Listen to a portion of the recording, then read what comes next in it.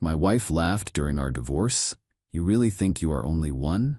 When I said she was my everything, I replied, I did. Then I showed her the private investigator's report, 4 affair partners over 2 years. When she realized she is cooked, I, 36 male, sat across from my wife, 33, in the mediator's office. 7 years of marriage ending in a beige conference room with terrible fluorescent lighting and stale coffee. The mediator was droning on about asset division when my wife interrupted. Can we just skip to the part where I get what I deserve? This is taking forever. I stayed quiet. Let her talk. I mean, we both know this marriage has been dead for years. Let's just split things fairly and move on. The mediator adjusted his glasses. Mister, I think my wife makes a good point, I said calmly. Let's discuss what fair looks like. My wife leaned back in her chair, this smug smile on her face. Finally, some common sense. I've prepared an offer, I said, sliding a folder across the table, based on what I believe is equitable given the circumstances. She opened it, scanned the first page. Her smile got wider. You're offering me the house and keeping the condo? She laughed, actually laughed. Wow, you really loved me, didn't you? Something in my chest tightened. I did. She looked at me like I was pathetic. You really think you're the only one who felt that way? The mediator shifted uncomfortably. What? I said. Come on. You can't be that naive. You think you were the only man who thought I was special? The only one who said I was his everything? She laughed again. God, you're all so predictable. I reached into my briefcase, pulled out a second folder, thicker than the first. You're right, I said quietly. I did think you were my everything. Past tense. Slid the folder across the table. She opened it. Her face went from smug to confused to absolutely white in about 10 seconds. The mediator leaned over. What is this? Private investigator's report, I said. Dated surveillance over the last 8 months. 4 different affair partners over the past 2 years. Dates, times, locations, photographic evidence. My wife's hands started shaking. You had me followed? I had my wife followed, I corrected. When she started coming home at midnight smelling like someone else's cologne. When she started password protecting her phone after 7 years of leaving it unlocked. When she suddenly needed to work late 3 nights a week at a job that never required overtime before. The mediator was flipping through pages. His expression said everything. This is, my wife stammered, this is invasion of privacy. Actually, I said, my lawyer confirmed it's completely legal. No expectation of privacy in public places, vehicles, or hotel parking lots. She slammed the folder shut. I want a different mediator. This is ridiculous. You're trying to make me look bad. I'm showing documentation of marital infidelity, I said evenly, which impacts asset division and spousal support in this state. Quite significantly, actually. The mediator cleared his throat. Mrs., perhaps we should take a break and reconvene when both parties have had time to review this new information with their respective counsel. New information? My wife's voice went shrill. He's been spying on me. This is harassment. It's evidence, I said, collected by a licensed professional, all admissible in court. She stood up, grabbed her purse. We're done here. I'm calling my lawyer. You're not getting away with this. Getting away with what? Documenting your affairs? You manipulative piece of... She stopped herself, looked at the mediator. I'm leaving. This is hostile. She stormed out. The door slammed hard enough to rattle the fake plant in the corner. The mediator looked at me. That was unexpected. For me too, I admitted. The laughing part, I mean, not the affairs, those I knew about. He shuffled the papers. You'll want to provide copies of this to your attorney immediately. Already done. He has the full report. This was the summary version. There's a full version? 63 pages. Timeline, correspondence records, credit card receipts showing hotel stays on days she told me she was visiting her sister. The investigator was thorough. I stood up, gathered my folders. For what it's worth, the mediator said, I've been doing this for 15 years. I've never seen someone look quite that satisfied with themselves before seeing evidence. She thought she was untouchable, I said, thought I was too stupid to figure it out, or too weak to do anything about it. And now? Now she knows different. Update 1. The week after mediation was chaos. My wife called me 36 times the first day. Left voicemails ranging from apologetic to threatening to hysterical. I didn't answer, forwarded everything to my lawyer. Her lawyer called my lawyer, claimed the PI report was obtained through illegal means. My lawyer laughed and sent them the licensing documentation and legal precedent. That shut them up for approximately 6 hours. Then came the entitlement. Her mother showed up at my apartment, pounding on the door at 8 p.m. on a Thursday. "Open this door right now." I checked the peephole. Yep, my mother-in-law, looking absolutely furious. Cracked the door open. "Hi. How dare you humiliate my daughter like this?" "I haven't humiliated anyone. I documented infidelity during divorce proceedings." "You hired someone to stalk her, to take pictures. This is abuse." "It's evidence collection, legal evidence collection." "She made some mistakes. That doesn't give you the right to destroy her reputation." "She destroyed her own reputation by sleeping with 4 different people while married to me." Her face turned red. "Those men took advantage of her. She was vulnerable. You were always working, never home, never paying attention to her needs." I actually laughed at that. Couldn't help it. I was working because she quit her job 2 years ago to find herself. I've been paying all the bills, the mortgage, her car payment, her credit cards, while she was finding herself with 4 different guys. You're twisting this, making yourself the victim. I'm stating facts, documented facts, with timestamps and photographs. She jabbed her finger at me. "You'll regret this. My daughter deserves better than you. She always has. Those men saw what you couldn't, that she's special, that she deserves to be worshipped. Then they can worship her," I said calmly, "through their own bank accounts, not mine." "You cold-hearted." "Good night." I closed the door, locked it, heard her yelling through it for another 5 minutes before she finally left. My phone buzzed. Text from my wife. "We need to talk. Please. Just us." I screenshot it, sent it to my lawyer. He replied, "Don't respond." Next morning, her lawyer filed an emergency motion, claimed I was withholding marital funds and restricting her access to financial resources. My lawyer called me, laughing. They're desperate. They know the PI report kills any chance she had of getting spousal support. What'd they file? Motion for immediate temporary support, claiming financial abuse, says you've cut her off and she can't afford basic necessities. She has access to her own bank account, the one I've been depositing money into for 2 years. How much is in there? Last I checked, about $8,000, from the monthly allowance I gave her for personal expenses. Allowance? $1,200 a month, for whatever she wanted, shopping, dinners with friends, spa days, whatever. So she has $8,000 in accessible funds and is claiming poverty? Apparently. He was quiet for a second. "This is going to be fun. Send me her bank statements." I emailed them over. My wife had been sloppy. Never thought I'd pull financial records. The bank statements showed withdrawals and charges to restaurants, hotels, shopping, all coinciding with the PI's surveillance dates. My lawyer filed a counter motion, included the bank statements, highlighted the charges that matched up with her affairs, showed she had accessible funds and was spending them on extramarital activities. The hearing was scheduled for the following week. Then the real dirty tricks started.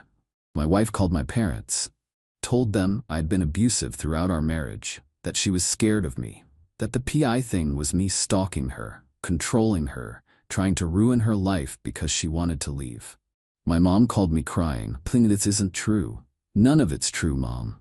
She's trying to flip the narrative." She sounded so scared. She's scared of losing the house and spousal support, not of me. I sent my parents copies of the PI report. My dad called back an hour later. "Jesus Christ. Yeah, your mother wants to talk to you." My mom got on the phone. "I'm sorry, I should have known better. That girl always had a way of playing victim." "It's fine, Mom. It's not fine. She tried to make us think our son was abusive. That's not fine." Their point. My wife's sister called next. Tried the friendly approach. "Hey, I know things are messy right now. Maybe you two could just talk, work this out." "Nothing to work out. We're getting divorced." "But she loves you. She made mistakes, yes, but she loves you." "She loves my paycheck."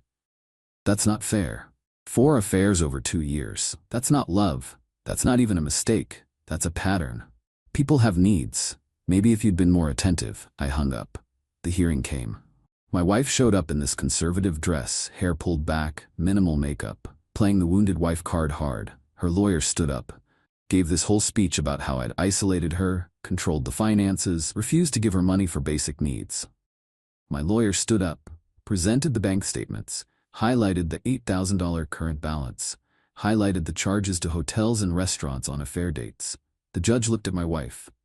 You're claiming financial hardship while maintaining an $8,000 balance and spending $300 at a time on hotel rooms? Her lawyer tried to spin it. My client's spending patterns are a matter of record, the judge interrupted, and they show no financial hardship whatsoever. Motion denied. My wife's face went red. She whispered something to her lawyer. He shook his head. Outside the courthouse, she cornered me in the parking lot. You're really doing this? You're really going to destroy me over some mistakes? 4 affairs are mistakes. I was lonely. You were always at work. I needed attention. So get a hobby, not 4 boyfriends. You're such a self-righteous prick. You think you're perfect? Never claimed to be. But I stayed faithful. That's kind of the bare minimum in marriage. She stepped closer, lowered her voice. You know what? Fine. Take your precious evidence. Take your moral high ground. But you're gonna pay for this. I'll make sure everyone knows what kind of person you really are. Everyone already knows what kind of person you are, I said. I have photographs. Her jaw clenched. We're not done. Yeah, I said. We are. Update 2. My wife's campaign to destroy my reputation hit full throttle. She started with our mutual friends, sent them all messages about how I'd been emotionally unavailable throughout our marriage, how she'd tried everything to make it work, how I hired someone to stalk her, how I was now using that illegally obtained evidence to humiliate her. Some people believed her. Lost about 5 friends who took her side without asking for mine. Honestly? Good riddance. Real friends ask questions. The ones who actually knew us saw through it immediately. My buddy from college called. Dude, your wife just sent me a 3-paragraph message about your controlling behavior. Want to tell me what's actually going on? I sent him the executive summary of the PI report. Holy crap. Yeah. 4 guys? Over 2 years. And she's trying to paint you as the bad guy? Apparently that's easier than taking responsibility. He was quiet for a second. You doing okay? That question hit harder than expected. Getting there. Need anything? Already got a lawyer and a PI. I'm set. I meant like, you need to get drunk and talk about it? Maybe later. Right now I just need to get through this divorce. My wife escalated. Told her family I'd been hiding money, that I had secret accounts, that I was trying to leave her with nothing. Her father called me. Former military guy, always intimidated me a bit. I'm hearing some concerning things. I'm sure you are. My daughter says you've been squirreling away money. That true? No, sir. All our accounts are documented. My lawyer has complete financial disclosure. Your daughter has access to her personal account with $8,000 in it. She says you gave her an allowance like she was a child. I gave her monthly deposits for personal expenses because she quit her job 2 years ago. $1,200 a month for whatever she wanted. And the affairs? Direct. I appreciated that. Documented. 4 different partners over 2 years. I have dated evidence, photographs, hotel receipts she charged to cards I paid off. He was quiet for a long moment. Send me what you sent your parents. I did. He called back an hour later. I owe you an apology. You were protecting your daughter. I get it. I was, but these pictures, this timeline, she lied to my face. Multiple times. Yeah, her mother's not going to take this well. Already met her. She showed up at my apartment, called me abusive. He sighed. She's always made excuses for our daughter, always blamed everyone else for her mistakes. I noticed. For what it's worth, you deserved better. Thank you, sir. Meanwhile, my wife tried a new tactic. Filed a motion claiming the house should be hers because she'd been the primary homemaker and deserved to keep the marital home. My lawyer called. Did she do any actual homemaking? Define homemaking. Cooking, cleaning, managing household responsibilities. We had a cleaning service. I did most of the cooking because I got home from work before her. Dates. She mostly watched TV and went out with friends. So her contribution to the household was, honestly, not much. Perfect. Send me the cleaning service receipts and any evidence you did the cooking. I sent him 2 years of cleaning service invoices. Photos from my phone of meals I'd cooked. Grocery receipts in my name. Her motion got denied. She tried going after my retirement accounts, claimed she deserved half because she'd supported my career. My lawyer countered with the fact that she'd quit her job voluntarily, not to support my career, but to find herself, and had spent the last 2 years being unfaithful instead of contributing to the household. Then she went nuclear, filed a restraining order request, claimed I'd been threatening her, harassing her, that she feared for her safety. The hearing was brutal. She sat there with fake tears, talking about how I'd followed her, how I'd hired someone to stalk her, how she was terrified of what I might do. My lawyer presented phone records showing I hadn't contacted her except through legal channels. Security footage from my apartment building showing her mother banging on my door and yelling, not the other way around. The PI's professional credentials and legal documentation. The judge looked annoyed. "Ma'am, hiring a licensed investigator to document marital infidelity is not harassment. It's legal evidence collection. Do you have any actual evidence that your husband has threatened or harassed you?" Her lawyer fumbled. The psychological impact of being surveilled is not grounds for a restraining order without evidence of actual threats or harassment. Request denied. My wife stood up. "This is unbelievable. He's been stalking me. He hired someone to follow me around." The judge's expression went cold. "Ma'am, I suggest you stop making false allegations in my courtroom. Filing frivolous restraining orders is a serious matter. This case is dismissed." Outside, my wife's lawyer grabbed my lawyer's arm. "Can we talk settlement?" Finally. They offered me keeping the condo, her keeping the house, splitting the retirement accounts 50-50, and her getting 3 years of spousal support at $2,000 a month. My lawyer laughed in his face. "Absolutely not." "What's your counter?" "My client keeps his retirement accounts as separate property, earned through his employment. The house gets sold and proceeds split based on his 80% financial contribution to the mortgage and maintenance. She gets 0 spousal support due to marital infidelity. She keeps her personal account and personal vehicle. That's it. She'll never agree to that." Then we go to trial, where all 4 affairs become public record, where hotel receipts and photographs get entered as evidence, where her unemployed status and financial dependence while conducting multiple affairs gets documented in court transcripts. Her choice. Her lawyer went pale. "I'll discuss it with my client." 3 days later, they came back, willing to negotiate. The final settlement took 2 weeks of back and forth.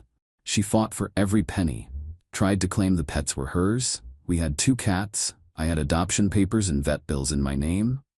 Tried to claim furniture she'd picked out with my credit card. Tried to claim wedding gifts from my family. Eventually, we landed on house gets sold, proceeds split 65-35 in my favor based on mortgage payment records.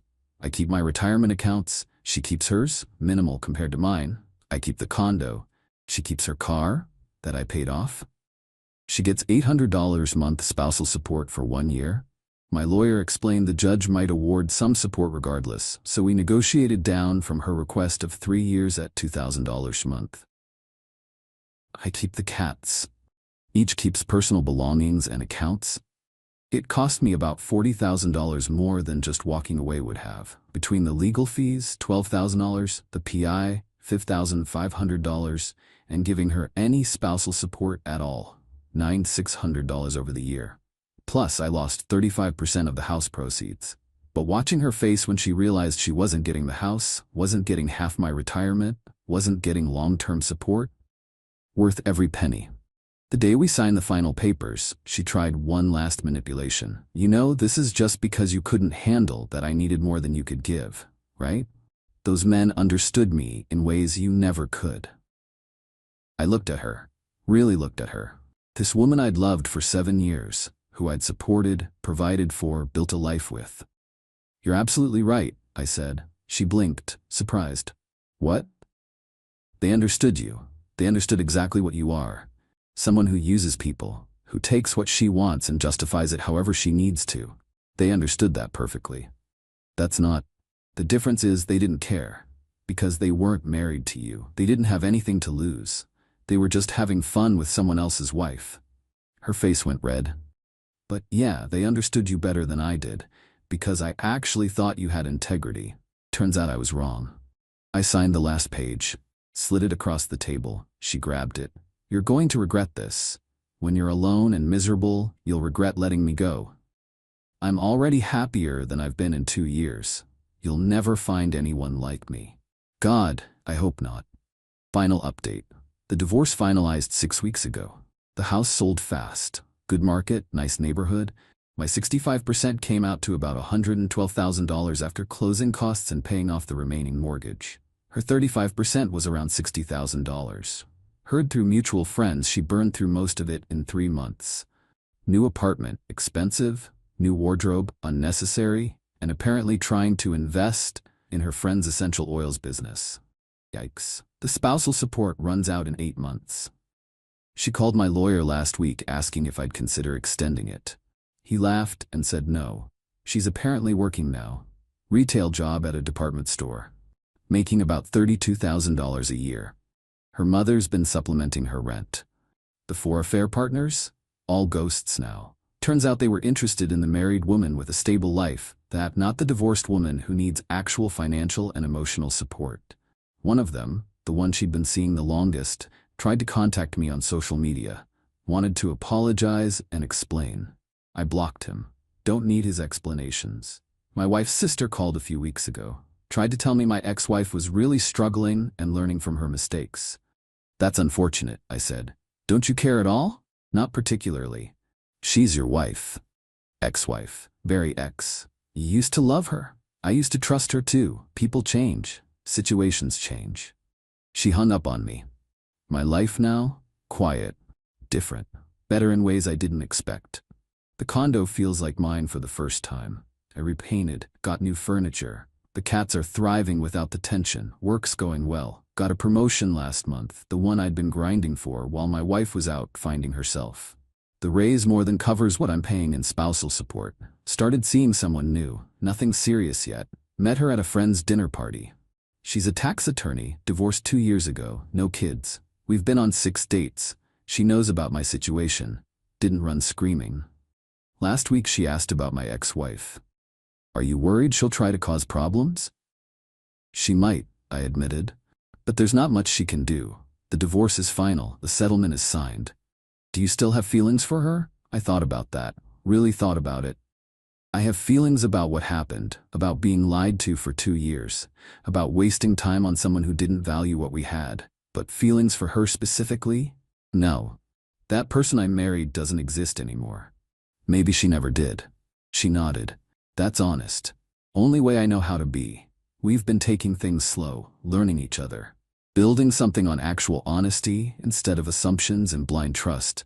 My ex-wife texted me last week from a new number. "I know you hate me, but I need you to know I'm sorry. I messed up everything, and I see that now." I stared at it for a while, thought about responding, thought about closure, thought about forgiveness. Then I blocked the number and deleted the message. Some things don't need closure, they just need to end.